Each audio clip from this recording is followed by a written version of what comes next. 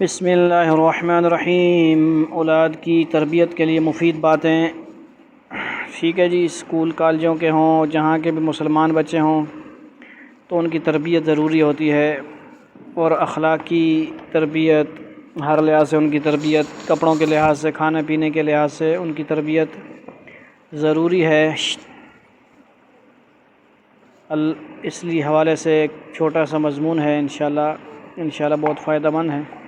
علامہ ابن جوزی رحمۃ اللہ فرماتے ہیں، معلوم ہونا چاہیے کہ بچہ ماں باپ کے پاس امانت ہے، اور اس کا دل ایک سادہ صاف جوہر ہے جو ہر نقش کو قبول کر سکتا ہے۔ اگر اسے نیکی کی عادت ڈالی جائے گی تو اس کی نشوونما اسی پر ہوگی، اور اس کے ماں باپ اور استاد اس کے ثواب میں شریک ہوں گے، اور اگر اسے برائی کی عادت ڈالی جائے گی تو اسی پر بڑھتا چلا جائے گا، اور اس کا بوجھ اس کے سرپرستوں پر ہوگا۔ تو چاہیے کہ بچے کو برائی سے بچائیں، اور ادب و تہذیب اور اچھے اخلاق سکھائیں، برے ساتھیوں کے پاس بیٹھنے سے روکیں، ناز و نعمت کی عادت نہ ڈالیں، اور آرام اور زینت کے اسباب اس کی نظروں میں محبوب نہ بنائیں، کیونکہ وہ بڑا ہو کر پھر انہی کی طلب میں اپنی زندگی برباد کرے گا۔ سب سے پہلے جو صفت بچے پر غالب آئے گی وہ کھانے کی خواہش ہے، تو چاہیے کہ اسے کھانے کے آداب سکھائے۔ ٹھیک ہے جی، کیا آداب ہے؟ دایات سے کھائیں، بسم اللہ پڑھ کے کھائیں، اپنے سامنے سے کھائیں، حدیث میں ہے یہ۔ سب سے پہلے کیا کرے؟ آداب۔ نیز یہ کہ اسے سفید کپڑوں کی ترغیب دے۔ یہ تو ہماری ترتیب نہیں بنی نا، یہاں پہ بھی کوشش کریں آپ، جب بھی ابھی بڑی عید آ رہی ہے تو کوشش کریں سفید کپڑے سلوائیں، سمجھ آ گئی؟ آسان سا کام ہے۔ ریشمی اور رنگین کپڑوں سے پرہیز کرائیں۔ وہ کچھ بڑا ہو جائے، ہمارے ملک میں 5 یا 6 سال کی عمر، تو اسے مدرسہ میں، مسجد وغیرہ میں قرآن حدیث اور نیک لوگوں کے حالات کی تعلیم میں مشغول کرے، تاکہ اس کے دل میں نیک لوگوں کی محبت پیدا ہو۔ جب بچے سے کوئی اچھا کام ظاہر ہو تو اس پر اس کی عزت کی جائے، اور جس چیز سے وہ خوش ہو وہ اسے تحفے کے طور پر دی جائے، اور لوگوں کے سامنے اس کی تعریف کی جائے۔ پھر اگر کسی وقت اس کے خلاف اس سے کوئی فعل ظاہر ہو تو اس سے چشم پوشی کی جائے، یعنی غصہ نہ کیا جائے، معاف کیا جائے، اس کے کام کو ظاہر نہ کیا جائے۔ اگر دوبارہ کرے تو اسے پوشیدہ طور پر ملامت کرے اور ڈرائے کہ لوگوں کو میں اس کی اطلاع دے دوں گا۔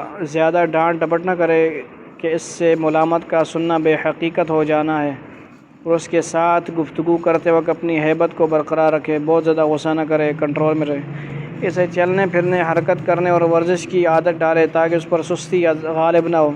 موٹر سائیکلوں پہ، گاڑیوں پہ ہی نہ سوار کرائے، بلکہ واک کا بھی عادت بنائے اپنی۔ ٹھیک ہے جی۔ اسے ماں باپ کے کمالات یا اپنے کھانے اور لباس پر فخر کرنے سے روکے، اور اپنے ساتھیوں سے تواضع سے پیش آنے کی تاکید کرے۔ نیز اس بات سے بھی روکے کہ وہ کسی بچے سے کوئی چیز لے، اسے بتائیے کہ لینا کمینگی ہے، کسی سے مانگنا کوئی چیز، ٹھیک ہے جی، ایک حکمت کے طور پہ کسی سے کوئی چیز نکلوائی جائے تو وہ الگ چیز ہے، جیسے یہ موبائل شیل، لیکن عادت نہیں بنانی اس چیز کی، مانگنے کی عادت کمینگی بات ہے، یہ اچھی بات نہیں ہے۔ بلندی دینے میں اور جود و سخا میں ہے، یعنی دینے والا ہاتھ لینے والے سے بہتر ہے، دینے کی عادت ہونی چاہیے، لینا مانگنا اچھی بات نہیں ہے۔ عادت ڈالے کہ وہ صرف جواب میں بولے، یہ بھی سمجھائے کہ جب کوئی آدمی گفتگو کرے تو اسے غور سے سنے، اپنے سے بڑے کے لیے کھڑا ہو جائے اور اس کے سامنے مؤدب ہو کر بیٹھے۔ بری گفتگو اور برے لوگوں کی مجلس سے روکے، کیونکہ بچوں کی اصلی حفاظت یہ ہے کہ ان کو برے ساتھیوں سے بچایا جائے۔ تاہم مدرسے سے فارغ ہونے کے بعد اسے مفید کھیل سے نہ روکا جائے، جیسے کہ آپ کوشش کرتے ہیں آپ کے ماں باپ کو بھی کھیلا جائے، سائیکلیں نہ چلائیں آپ لوگ، تھوڑا سا آپ اچھل کود کریں، مطلب نقصان نہ ہو، لڑائی جھگڑا نہ ہو، کھیل ہو، ایسی سمجھ آئیے۔